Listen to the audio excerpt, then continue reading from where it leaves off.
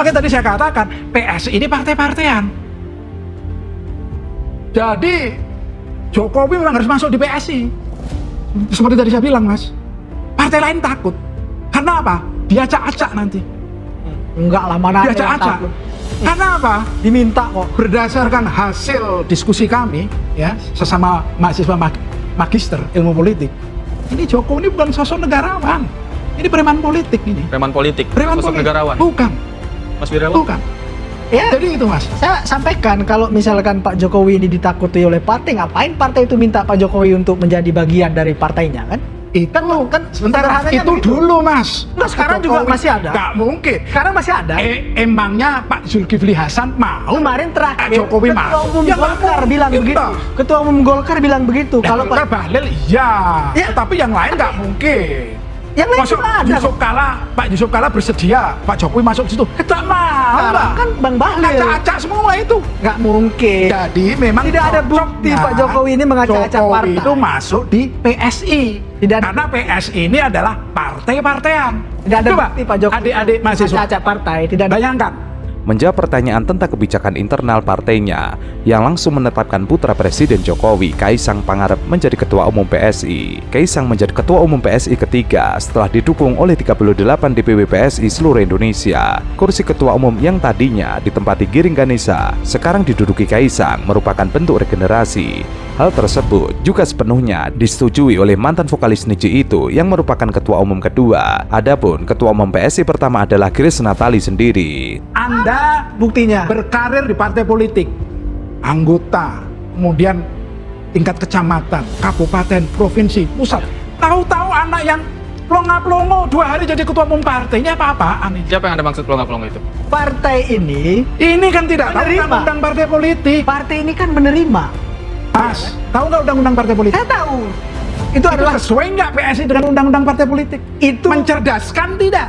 partai politik. Mencerdaskan demokrasi Nah, tidak? Partai politik itu Mencerdaskan demokrasi tidak? Partai politik itu punya Ini yang aturan main PNI sendiri. lawan. Ya kan? PNI lawan ini. Silakan aja kalau PNI mau Iya, lawan ya kan. karena PNI Nggak ada yang kita kaderisasi takutkan jelas. dari PNI ini. Orang Iya. organisasinya aja kayak hantu begini kan, ngapain kita harus takut? Silakan aja. Kalau kalian mau melawan. Memang partai-partai kami- politik yang lain ini nggak ada yang ini kok. Ya kan, yang sudah ada, yang sudah eksis dalam berapa pemilu terakhir ini nggak ada yang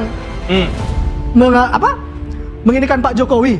Pak Jokowi ini masih ditarik mau minta masuk untuk ke dalamnya. Itu Siapa? Itu kan hanya unggah-ungguh aja, Mas. enggak. Saya sebagai ketua PAN, Bukti. saya sebagai ketua P3 takut sama Pak Jokowi. Buktinya Waduh, diacak-acak kan ini banyak. partai ini. Buktinya kan banyak. Ngomong negara aja diacak-acak, Oke. apalagi Oke. partai Buktinya kan politik. banyak. PSI sudah lama berkomunikasi dengan Kaisang terkait keputusan bergabung dan langsung ditawari sebagai ketua umum tersebut.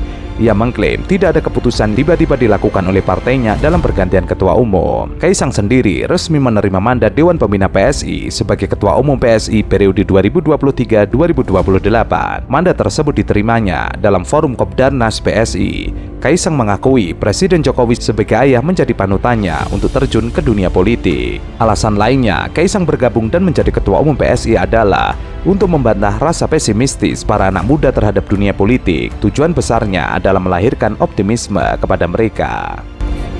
Karena apa gunanya mempermudah batas usia kalau lu mau menjadi calon gubernur, calon wakil gubernur, calon presiden, calon wakil presiden. Kalau anak muda yang tidak merupakan bagian dari elit politik tidak punya kesempatan dan akses untuk memanfaatkan kemudahan itu. Jadi intinya tuh bukan mempermudah tapi mempermudah. Sekarang realitanya kalau tidak punya darah politik, kalau tidak dekat dengan oligarki elit partai, kalau nggak punya uang atau logistik yang besar, sangat kecil kemungkinan bisa masuk jadi kandidat kepemimpinan di level apapun di negeri ini. Kalau bukan anaknya siapa, kalau bukan pamannya siapa, kalau bukan punya teman dekat di elit partai, anak muda tidak akan punya kesempatan itu. Ia lalu mengkritisi apa yang terjadi di Indonesia saat ini. Para pemimpin muda yang maju dalam pemilu adalah mereka yang memiliki hubungan dengan para elite di negeri ini, sehingga orang-orang biasa tidak dapat mengikuti kontestasi pemilihan pemimpin di negeri ini. Artinya, keputusan MA tersebut hanya untuk anak muda yang memiliki darah biru. Jadi agenda mendesaknya itu bukan mempermudah tapi mempermudah. Dan kalau kita bicara soal, dan ini bukan hanya di eksekutif loh, di legislatif, CSIS kemarin baru mengeluarkan hasil studinya. 138 dari 580 anggota DPR yang akan terpilih di 2024 ini, itu terlibat dinasti politik. Spesifik bicara anak muda, lebih dari 50% anggota DPR muda yang terpilih, 57,5%, itu terasosiasi dengan politik dinasti. Jadi ini bukan cuma kita bicara siapa yang jadi calon gubernur, wakil gubernur, calon presiden, calon wakil presiden di berbagai level kepemimpinan apapun. Anak muda yang digadang-gadang, percuma kalau paman lu tidak punya kekuasaan, kalau bapak lu tidak punya kekuasaan, kalau kakek adik lu tidak punya kekuasaan, tidak punya duit.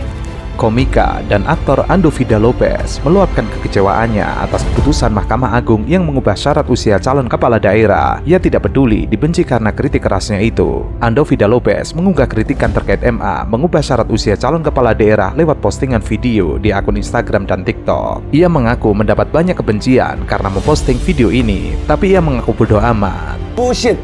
Kalau emang original intentnya untuk anak muda, seharusnya yang diganti itu umurnya dong.